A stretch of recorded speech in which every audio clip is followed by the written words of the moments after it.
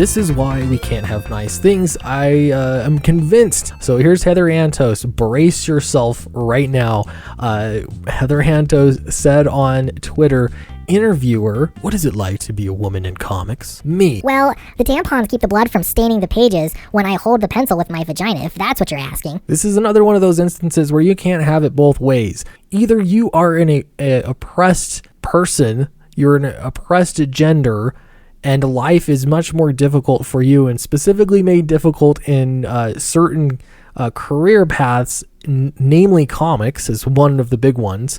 Either that's the case, or it's not, it's all the same, and there's really no difference. So if you want to go with the narrative that you are extremely oppressed and that life is extra hard for you in comics, don't be surprised if someone asks you, what is it like to be a woman in comics? This is the bed that you made, and now you are welcome to lie in it. That is how things work now. Now, this Twitter thread got really interesting, so I'm going to share some of these things with you. First, we have, I got to say, don't contact any of these people. I'm just going to read through some of their comments because it's public, but just let them go their own way. All right, so here is JB. JB says, this is not what I meant when I asked if the title run would be on a regular monthly schedule. Silly Billy. And here's the response, fixed it. Interviewer, what is it like to be in comics? Rather than what is it like to be a female in comics? Now you could ask that question, but you've already set things up, right? The expectation is that it's more difficult for you to be in comics. Is the experience the same or is it different? Which is it?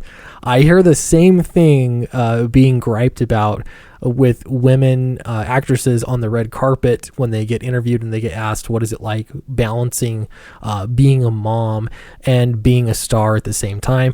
The answer is easy. It's money. But that is beside the point. Really, this is an opportunity to be offended and to, one, continue the victim narrative that you get asked stupid questions, and two, push back against the victim narrative because you just slay queen slay. All right, let's see if we can find some reason and knowledge in this thread.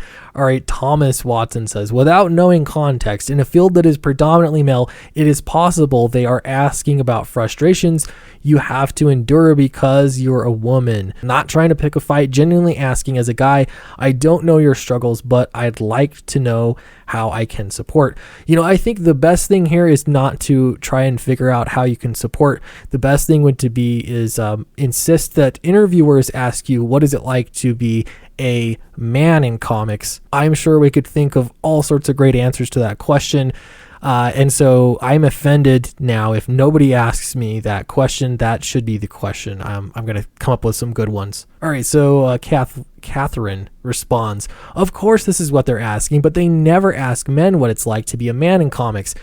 Hashtag me too. Hashtag men too. Ask women the same question you ask men and craft the art. Let women decide if they'll bring up challenges encountered because of their gender. Let them do their job. All right, let's see. Karen says, please tell me you really said this. I really hope not.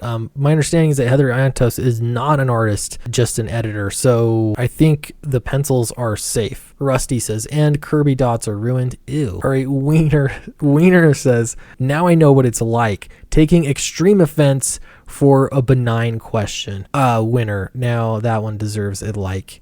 All right, In Need of Jerky says, I'm really hoping you offered this to an interviewer and made them panic about every follow-up question. This is super revealing because this, in essence, is what really happens. The fake outrage comes out and really it's intended to make the person feel like absolute garbage. Now, I remember I specifically asked somebody where they were from. In case you didn't know, asking somebody where they're from is a microaggression. Now, I knew that the person was from Europe somewhere. He was paler than I am. And so I thought there's no way that there's some kind of class or power structure that would make me wrong for asking where he's from. I asked him where he's from and he was in kind offended. It was so great. It only lasted a little while though, because I, insisted that there was nothing offensive about it.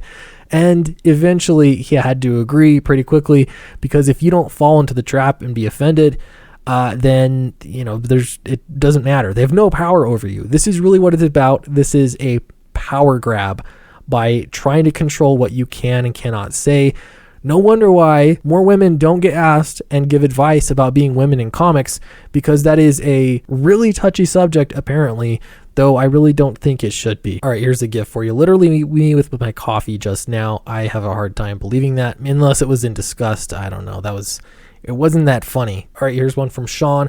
I wish that answer had been given at the Grand Rapids during your panel Sunday, but for the sake of the sign language interpreter, I'm glad that it didn't. And why on earth would you want this to be public? Again, because this is not about correcting anything. This is about publicly shaming people and making people feel as terrible as they can be, because that makes you feel good. Give it a try sometime. All you have to do is make someone else feel like garbage, and it'll make up for any bad feelings that you've had yourself that day or in eternity. There's a lot of spitting going on. Captain Kirk says, "Oh, that's good. I just snorted my coffee through my nose." I don't believe it. No, I don't believe this is LOL is not strong enough. So snorting coffee or spitting coffee, that is the new LOL. We have a Holy E. Great answer. They could do a podcast because I would listen. That's what I'm getting at. Apparently Adam pissed himself. Absolutely brilliant. Both funny and sad that this question is being asked. And then they've got this emoji here. I don't know if you can see it very well. It is the single raised eyebrow. I'm going to deem this the problematic face, because that is exactly the face that somebody makes when they say the word problematic. Let's see. Arondo says, that's magic right there. So good. That almost sounds like a Ripley Believe It or Not blurb. Even Chuck Norris is a thumb-raising sycophant over this really stupid tweet. Yeah, now I think this is really ridiculous. This is the same kind of gripe that you hear over and over. It's become cliche, honestly. You hear the same thing in any kind of profession that is supposed to be a man's world, so to speak. Now, I can tell you, if I was teaching at an elementary school, in fact, I did a little bit of preschool teaching several years ago, and people would ask me, well, that's interesting. You're a guy that's working there. What is that like? Male nurses, anybody? Any male nurses? Do you get the question about your gender? Does somebody ask you about it?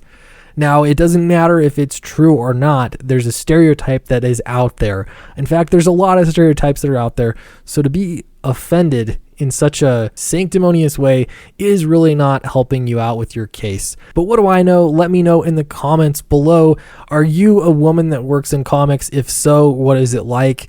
What is it like being a man working in comics? If you're not working in comics, I don't know, just comment below. Anyway, I'm happy to have you.